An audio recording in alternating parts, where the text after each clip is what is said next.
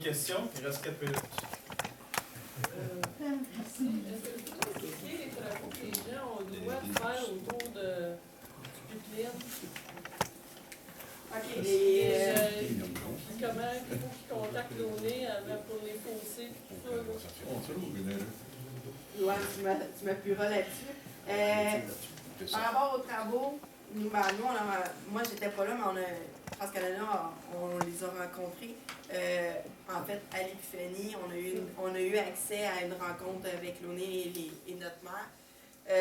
Si vous faites des systèmes de drainage, c'est supposé de les replacer tels quels après.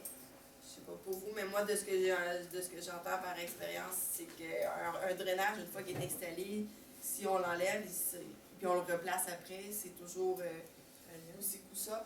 Donc, mais faites-le avant parce qu'après, ça demande beaucoup plus d'autorisation pour avoir un système de drainage une fois que le pipeline est passé. Ensuite, on a la loi de l'ONE, c'est un pied de travail dans le sol. Donc, pas de défonceuse, ça marche pas. C'est vraiment un pied. C'est pas un pied et demi, c'est un pied. 30 cm. Oui, mais le niveleuse, on n'a pas le droit de niveleuse sur la section. Et c'est pas juste sur la zone d'entrée, c'est sur la zone de sécurité. Fait que c'est 90 mètres. Si vous passez à travers, c'est 90 mètres que vous ne pouvez pas passer la niveleuse. Même nettoyer un fossé, t'as pas le droit. Nettoyer un fossé demande une demande. En effet, à l'instant, ce qu'on a appris, c'est que c'est avec info-excavation. Donc, on appelle à info-excavation. Il faut remplir la demande. Ils vont répondre vite si vous remplissez la demande comme il faut par Internet. C'est dépendant de ça. Puis, ils ont 24 heures pour répondre, mais si la demande, il manque quelque chose, ça peut être long, mais 2 à 3 jours quand on est en travaux. C'est ça. Les piquets de clôture. Non, les piquets de clôture, on peut pas. C'est une verrière, on peut pas. Oui, Michel Martin, justement, chez Frontières Diamafis. Les plus grandes catastrophes écologiques, c'est dans les terres billets. Oui. Ça, c'est irréversible. Ils veulent passer dans les tourbières de Lanoret. Ben oui, c'est ça. Les tourbières de Lanoret, ils disent c'est Là, pas c'est des de l'inventaire tourbières. du territoire, ouais. Puis ils vont juste mettre le tuyau en suspension dessus qui va se promener. Donc c'est ça. C'est pour ça qu'il faut s'opposer. Moi, chez nous, là, c'est pas compliqué, là. En dedans de moins d'1 kilomètre, là, j'ai le train, j'ai le nouveau poteau électrique, la nouvelle prise électrique, j'ai le pipeline, puis à moins de 700 mètres, j'ai un gros fossé, nos gros fossés verbalisés, et ensuite j'ai les tourbières. C'est pas pour rien ils ont suivi la ligne hydro, mais c'est parce que la cohabitation entre un pipeline et une tour hydro, ça augmente, ça fait comme le tuyau de le pipeline Saint-Laurent, où c'est qu'après un an et demi, il y avait le tuyau avait vieilli prématurément de 10 ans. Électromagnétique. C'est ça. Là, ils disent qu'ils mettent des cathodes, je crois que c'est ça le terme, des cathodes. Mais c'est ça. Mais ça fait pas des années là, que ça se fait. Ils l'ont vu avec celui qui s'en va qui voulait s'en aller aux États-Unis, le Keystone.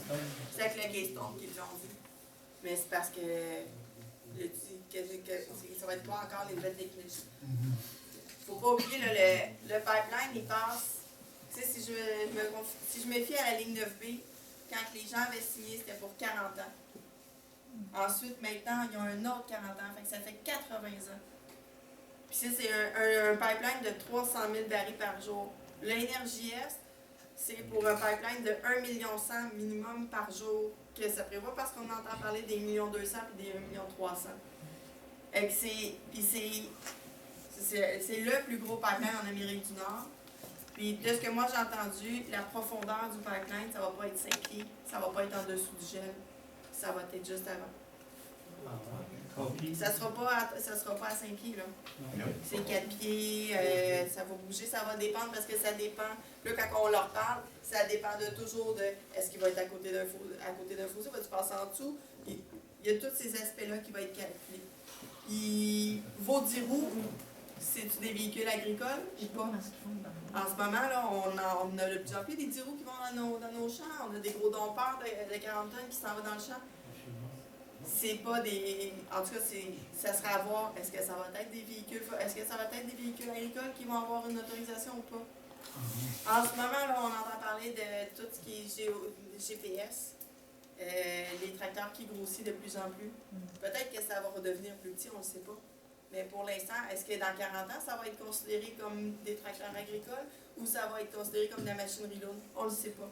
C'est toutes des choses, là, il faut penser sur 40 ans, ce projet-là. Puis si on se compare avec la ligne 9B, c'est 80 ans. Puis c'est eux, avec la loi de Launay en ce moment-là, c'est pas nous qui avons le gros bout du bâton. Même s'il dit, s'il y a un problème, c'est TransCanada qui va être... oui, mais ils peuvent vous revenir n'importe quand. Puis si vous louez vos terres, parce qu'on loue de plus en plus des terres d'autres propriétaires, ou nous-mêmes, plus tard, on loue nos terres, bien, le propriétaire reste responsable de ça. Puis si le propriétaire ne vous le dit pas, vous louez une terre, puis le propriétaire ne vous le dit pas, les assurances, ça se parle. Ils vont se recontacter un et l'autre. Puis les pancartes ne sont pas toujours très affichées. C'est un poteau avec danger oléoduc. Mais on n'est pas tout le monde au courant là, de ce qui se passe. C'est à partir.